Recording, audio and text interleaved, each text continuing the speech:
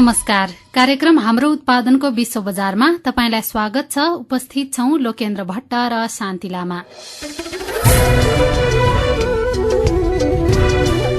आजको कार्यक्रममा हामी जडीबुटी व्यापारमा देखिएका समस्याका विषयमा नेपाल जडीबुटी व्यवसायी संघका केन्द्रीय सदस्य तथा व्यवसायी हफिजुर रहमान अन्सारीसँग गरिएको कुराकानी, गुणस्तरीय हाते कागज उत्पादनमा नयाँ प्रविधिको प्रयोग सम्बन्धी एक रिपोर्ट र साताको विचारमा पाल्पाका अदुवा कृषकहरूका विचार प्रस्तुत गर्नेछौं। कार्यक्रम सुन्दै गर्नुहोला।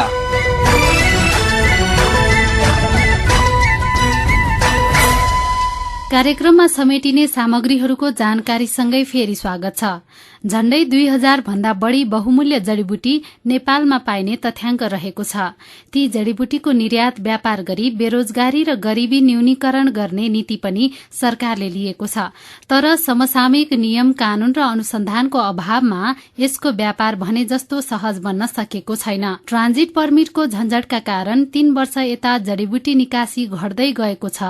नेपालगंज नाका हुँदै आर्थिक वर्ष 2068-69 मा 51,91,819 किलो निकासी भएको जडीबुटी आर्थिक वर्ष 2069-70 मा घटेर 47,82,140 किलोमा सीमित भयो भने आर्थिक वर्ष 2070-71 मा अझ घटेर 47 लाख किलो निकासी भएको तथ्याङ्क नेपाल जडीबुटी व्यवसायी संघको छ।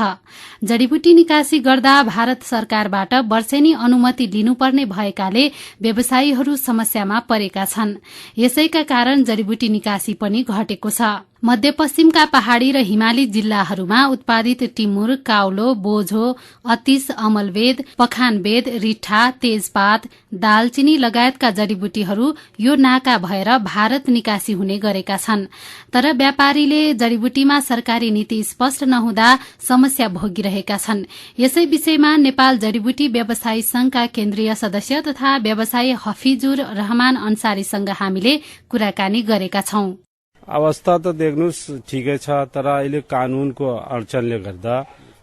अडचनले गर्दा तपाईको त्यो कार्ययोजनामा के हुन्छ, माल 20 टन छ, कार्ययोजना 5 टन बनेको छ, त्यो सब समस्याहरू हुन्छ हैन। 5 टन एउटालाई दियो, पछि चाहिने त्यो अरूलाई दिन चाहिने गाह्रो भइहाल्छ, मिल्दैन।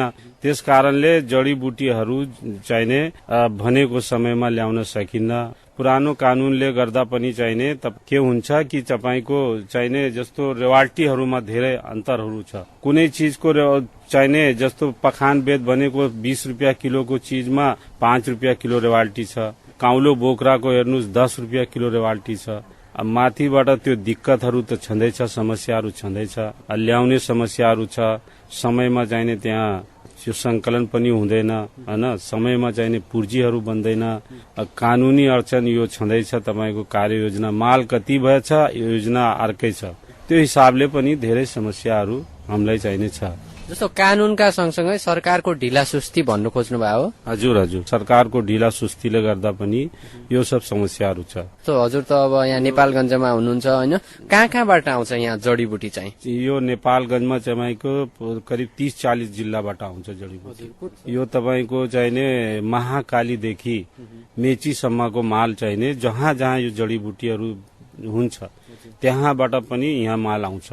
जिल्ला भन्नुपर्दा तपाईको यता चाहिने कालीकोट भयो, बाजुरा भयो, बझाङ भयो, दार्चुला भयो, आछाम भयो, तपाईको यो हुम्ला, जुम्ला, मुगु, रुकुम, रोल्पा, उसको बाद सल्यान, जाजरकोट, दैलेख, पहाड़ी जिल्ला, उदयपुर जिल्लाहरू छ।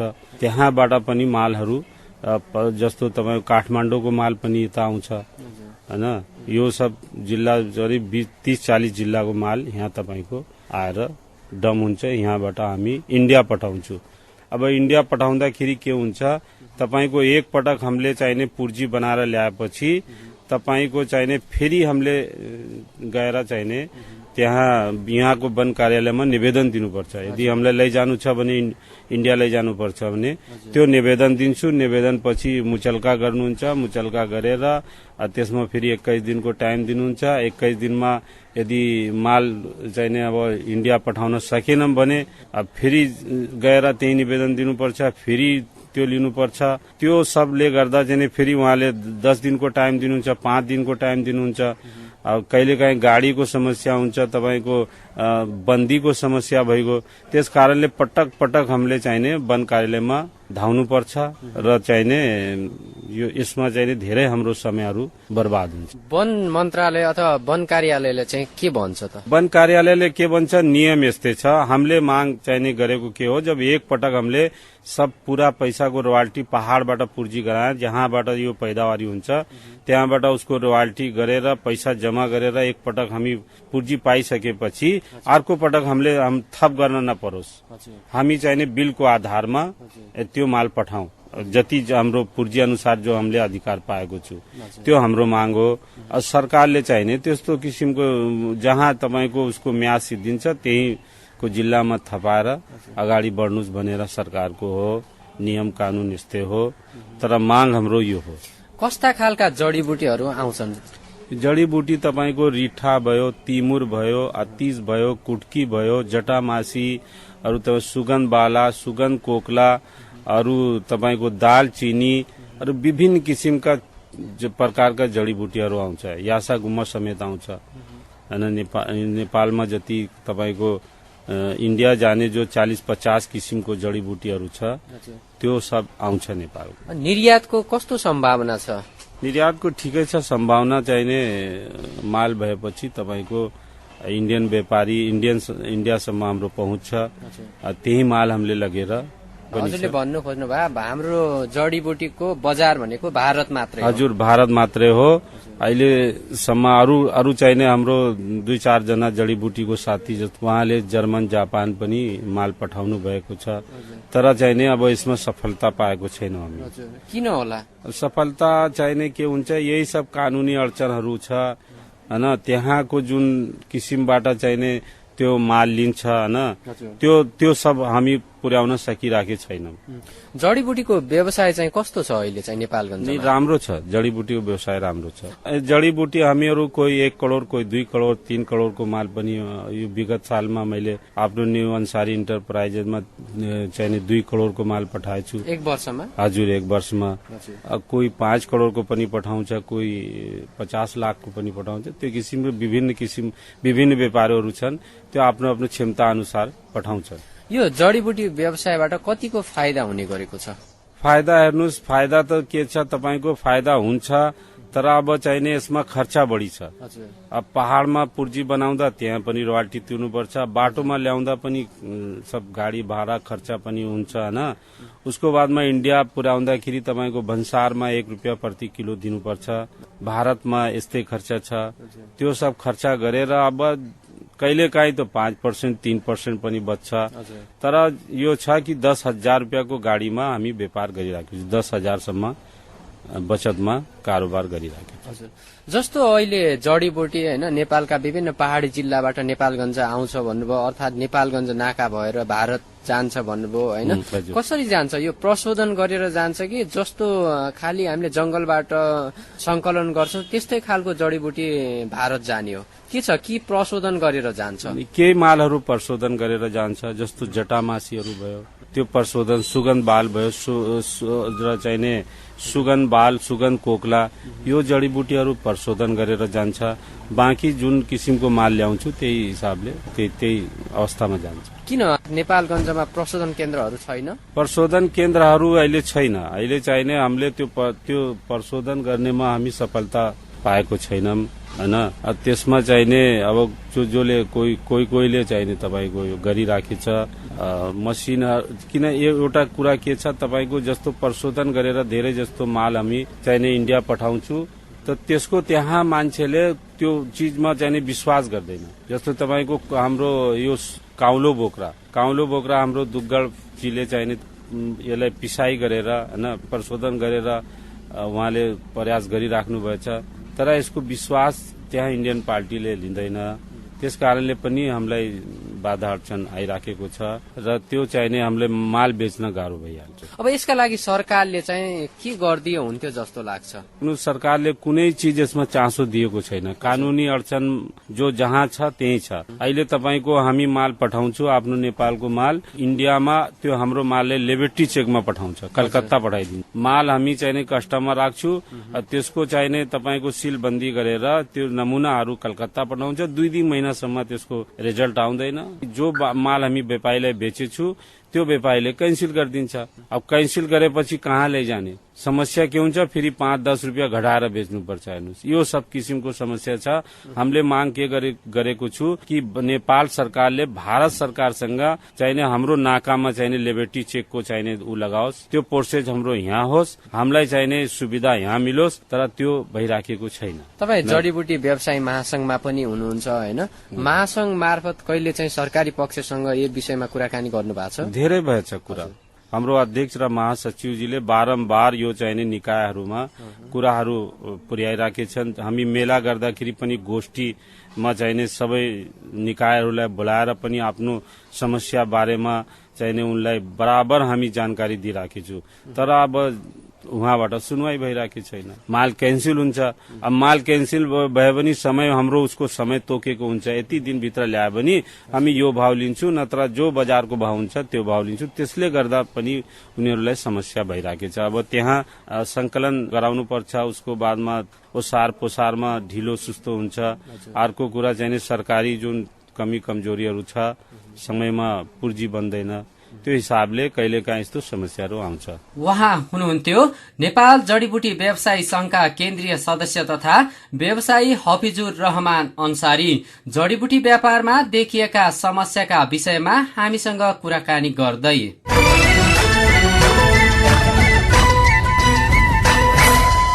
अब रेडियो रिपोर्टको पालो। दिगो र टिकाउ सामग्रीका रूपमा अन्तर्राष्ट्रिय बजारमा ख्यातिप्राप्त नेपाली लोक्ता कागज बलियो र सजिलै पट्याउन सकिने कारण पनि लोकप्रिय छ। हातबाट बनाइने नेपाली लोक्ता कागजलाई विभिन्न डिजाइनका अन्य सामानहरू बनाउन पनि प्रयोग गरिन्छ।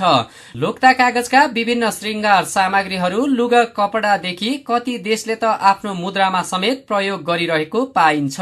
सरकारले पनि लोक्ता हाते कागजलाई निर्यातजन्य उत्पादनको रूपमा पहिचान गरेको छ। तर हाते कागज बनाउने उद्योगलाई आधुनिक प्रविधि युक्त बनाउने तथा यसको बजारीकरणका लागि प्रवर्धन र प्रचार प्रसार भने पर्याप्त नभएको उद्यमी तथा व्यवसायीहरू बताउँछन्। नेपालका पहाड़ी वनहरूमा प्रशस्त मात्रामा पाइने लोक्ता प्रशोधन गरी हाते कागज बनाउनका लागि स्थानीय उद्यमीहरूलाई प्रोत्साहन गर्न सके सरकारी राजस्वमा समेत ठूलो योगदान पुग्ने सम्भावना छ। बैतडी जिल्लाको चौखाम गाविसमा सञ्चालनमा रहेको जालहल्ला नेपाली हाते कागज उद्योगले हाते कागज उत्पादनमा नयाँ प्रविधि भित्र्याएको छ। विगत 6 वर्षदेखि स्थानीय प्रविधिबाट हाते कागज उत्पादन गर्दै आएको उद्योगले यो वर्षदेखि जापानी प्रविधिबाट हाते कागज उत्पादन गर्दै आएको छ। डडेलधुरा सहकर्मी राखी कुवरको यो रिपोर्ट। बैतडीको चौखाम गाविसमा सञ्चालनमा रहेको जालहल्ला नेपाली हाते कागज उद्योगले अब जापानी प्रविधिबाट कागज उत्पादन गर्ने तयारी गरेको छ। 6 वर्ष पहिलादेखि स्थानीय प्रविधिबाट हाते कागज उत्पादन गर्दै आएको जालहल्ला हाते कागजका उद्यमीहरूले यस वर्षदेखि जापानिज प्रविधि प्रयोगमा ल्याउन लागेका हुन्। उद्यमीहरूले विगतका दिनहरूमा उत्पादन गर्दै आएको कागज त्यति गुणस्तरीय नभएको र कागज निकासी हुने सबै ठाउँबाट दुवैतिर चिप्लो भएको कागजको माग आएपछि जापानिज प्रविधि अपनाउन लागि बताउनुहुन्छ उद्योग सञ्चालक संस्थाका सचिव शेरबहादुर चन्द।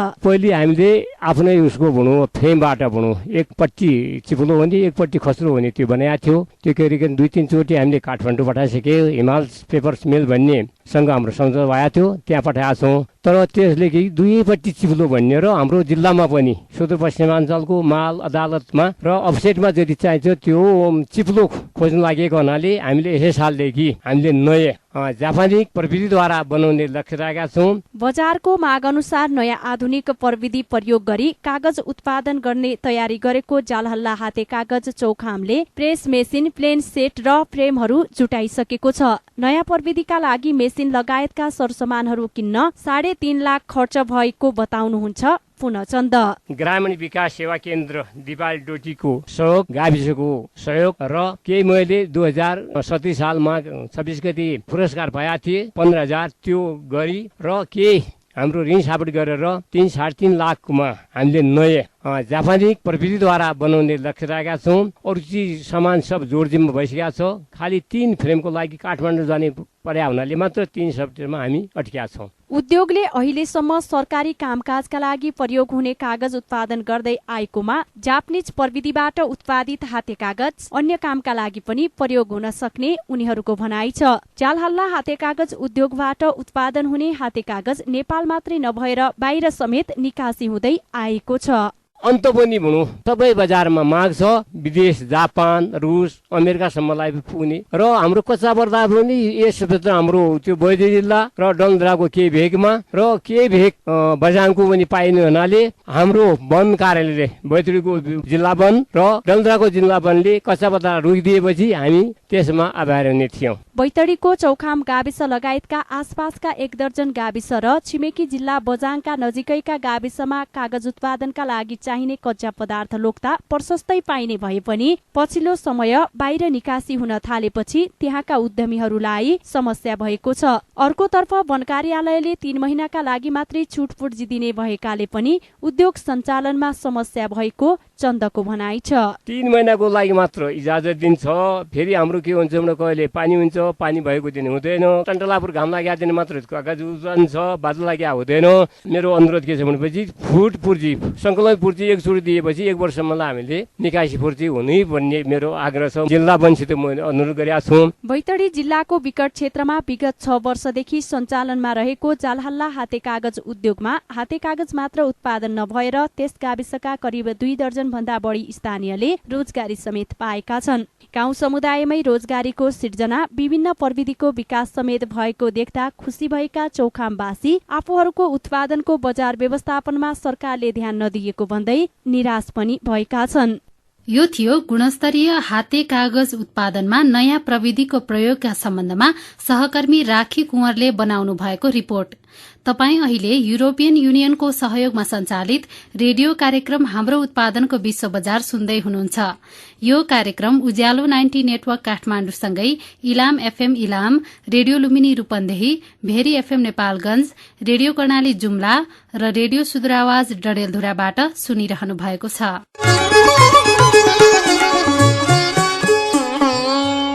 गो इन्टरनेशनल परियोजना अन्तर्गत स्थानीय स्तरका व्यापार व्यवसाय बढाउन र स्थानीय स्तरका साना तथा मझौला उद्यमीहरूलाई व्यापार सल्लाह र व्यवसाय विकास सेवा प्रदान गर्नको लागि 5 वटै विकास क्षेत्रमा सेवा विकास केन्द्रको स्थापना गरिएको छ।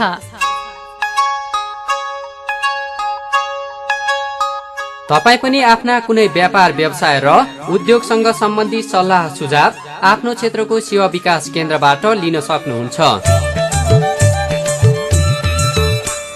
सेवा विकास केन्द्रहरू झापाको बिर्तामोड, पर्साको वीरगञ्ज, रूपन्देहीको बुटवल, बाँकेको नेपालगञ्ज र कञ्चनपुरको महेन्द्रनगर। नेपाल उद्योग परिसंघ सियानाई, थापाथली, काठमाडौँ। अब साताको विचारको पालो। अदुवालाई नेपाल सरकारले उत्पादन र निर्यात व्यापारको उच्च प्राथमिकतामा राखेको छ। नेपालमा उत्पादन हुने अदुवा Bharat, Pakistan, Bangladesh, America, Netherlands, Germany लगायतका देशहरूमा बजार छ। अदुवा उत्पादन र प्रशोधनको विविधीकरण गर्न सके यसको व्यापारबाट धेरै लाभ लिन सकिन्छ।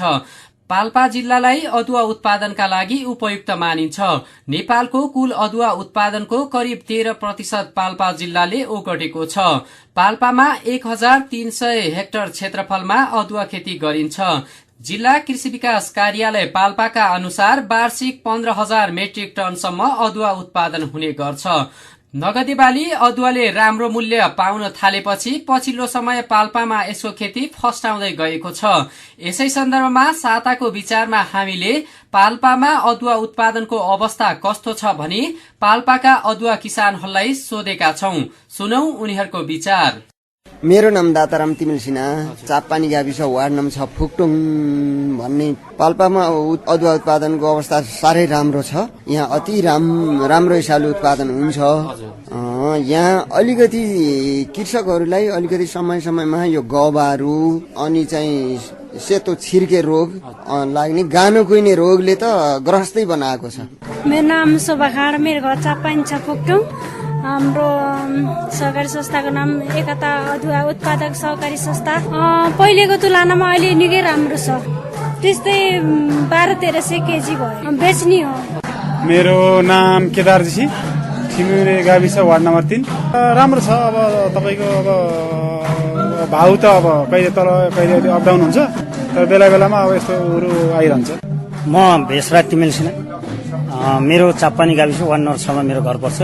पाल्पामा अदुवा उत्पादनको अवस्था अहिले विगत वर्षदेखि अघिल्लो वर्षदेखि अदुवामा केही मूल्य बढेर आएको छ र किसानहरूलाई यो खेतीप्रति उत्प्रेरणा जागेको छ र त्यसले गर्दा अहिले आउने वर्षमा अदुवाको उत्पादन परिमाण पक्कै बढेर आउने हामीले आशा गरेका छौँ। मेरो निर्मला नेउपाने, नायर नमतलेस गाविस र म त्यो आर्यभेजिङ सहकारी संस्थाको म अध्यक्ष छु हालसम्म।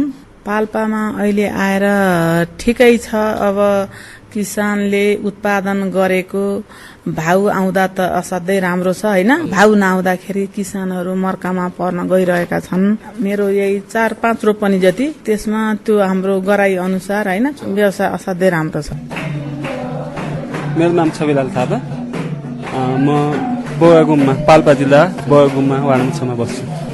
विगत केही वर्ष अगाडि त अदुवाको उत्पादन केही कमी थियो। अहिले अदुवाको भाउ अलिक बढी आएको हुनाले अदुवा रोप्ने क्रम पनि बढी छ। मैले 4-5 रोप्ने होला र हाम्रो चाहिँ लगभग 30-40 क्विन्टल फल्छ। म बेच्ने गर्छु, थोरै मात्र स्थानीय बजारमा बेच्ने गर्छु, नभए व्यापारीसँग र सहकारीसँग बेच्छु। हजुर, मेरो नाम चाहिँ तारा लामिछाने मगर, घर चाहिँ नारायण नमतलेस गाविस, वडा नम्बर 5, मुस्लाङखुला। अहिलेको स्थितिमा हेर्दा पाल्पाको अदुवा उत्पादन चाहिँ पहिलेको वर्षमा भन्दा अहिले चाहिँ केही सुधार आएको जस्तो लाग्छ मलाई हैन। अलि केही वर्ष अगाडि चाहिँ अलिकति जस्तो सुइरा सुक्ने हैन, पात पैलिँदै जाने, किरा लाग्ने यस्ता रोगहरूले धेरै सताएको छ र अहिले चाहिँ केही हद चाहिँ अलिकति केही सुधार भएको जस्तो लाग्छ। मेरो नाम चाहिँ तिलवीर राणा, पाल्पा जिल्लाको सलगोट गाविस वार्ड नम्बर 9 सुकीकोट भन्ने टोलमा मेरो घर पर्छ सर। पाल्पामा यो पौराणिक खेती भन्दा पनि मिल्छ सर। यो हामीले जान्दा हाम्रो बाजे बाबुहरूले नै खेती गरिरहेको अवस्था थियो र यो पुरानो गतिविधिबाट खेतीपाती गरिरहेको र बजार अवस्था चाहिँ अलिक टाढा भएको थियो त्यति बेला। र अहिले यातायातको सुविधाले गर्दाखेरि खेतीलाई वृद्धि गर्ने, नयाँ तरिकाले चाहिँ रोपड गर्ने, बजार भाउको अवस्था हेरेर त्यसलाई निकाल्ने, यो प्रक्रियामा चाहिँ किसानहरू लागिरहेका छन् सर।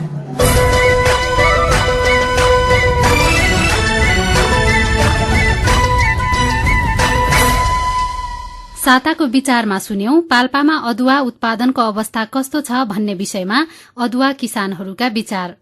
यिनै सामग्रीहरूसँगै आजका लागि कार्यक्रमबाट हामीले विदा हुने समय भएको छ।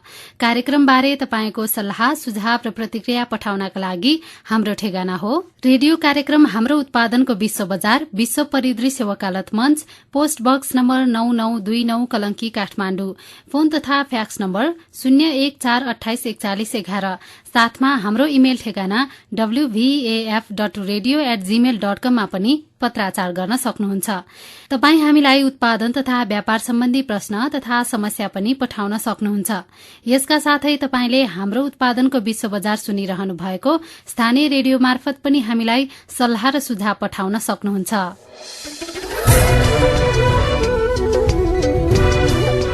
आजको कार्यक्रम सुन्न भएकोमा तपाईलाई धन्यवाद। कार्यक्रम उत्पादन सहयोगी दिनेश निरौला र गो इन्टरनेशनल परियोजनाका प्रबन्धक सीता गौतम आचार्यलाई पनि धन्यवाद दिँदै आगामी सातासम्मका लागि कार्यक्रमबाट शान्ति लामासँगै लोकेन्द्र भट्ट बिदा हुन्छौं। नमस्कार।